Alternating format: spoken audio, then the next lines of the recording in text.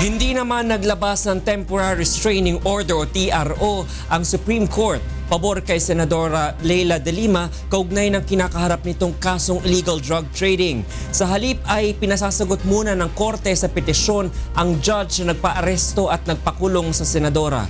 Ito ang balita ni Roderick Mendoza.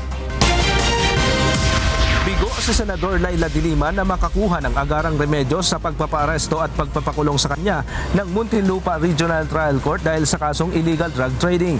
Kahapon, nagpetisyon sa Korte Suprema ang mga abogado ni de Lima at hiniling ang agarang paglalabas ng status quo ante order upang pawalan ng bisa ang arrest warrant at commitment order na inisyu ni Judge Juanita Guerrero ng Muntinlupa RTC Branch 204. Ngunit sa adbang sesyon ng Supreme Court kanina, nagpasya ang mga maestrado na pasagutin muna sa petisyon si Judge Guerrero.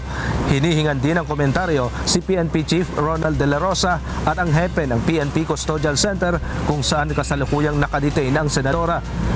The court directed the respondents to submit their comment to the petition and the application for temporary restraining order and or SQA within a non-extendable period of 10 days from today or until March 10, 2017.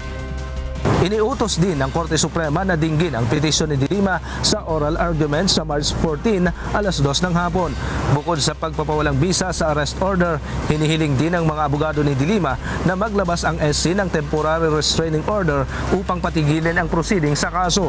Giit ng kanyang mga abogado, illegal ang pag-aresto at pagpapakulong kay de Lima dahil minadali ng huwes ang pag-issue ng arrest warrant kahit nakabinbin pa ang kanilang motion sa pagtutol sa poder ng RTC na hawakan ang kaso.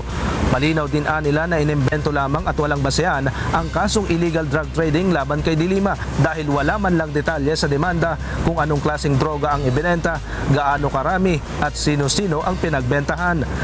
Kung totoo man nila ang mga paratang na tumanggap ng pera si de Lima mula sa mga drug lords sa New Bilibid Prison, hindi illegal drug trading kundi bribery o kaya extortion ang dapat na ikaso sa kanya. Roderick Mendoza, UNTV News and Rescue, Manila.